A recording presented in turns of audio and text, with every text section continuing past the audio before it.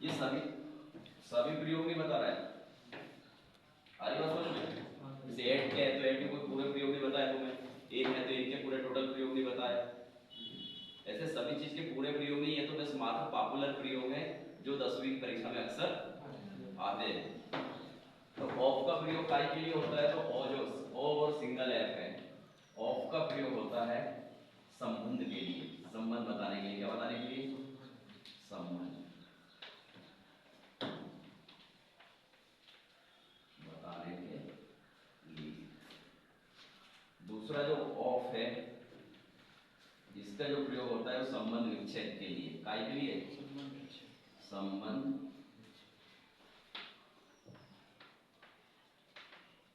विच्छेद के लिए, यानी इसको बोलते हैं separation.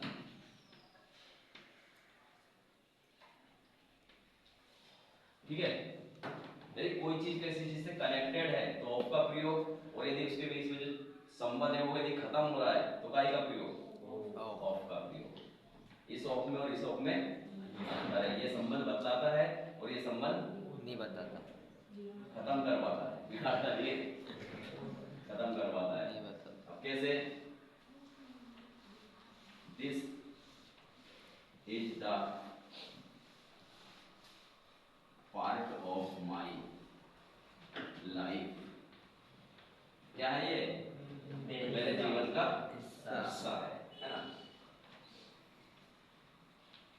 Page of the book, किताब का पन्ना है। किताब का पन्ना कैसे जुड़ा हुआ है? किताब से।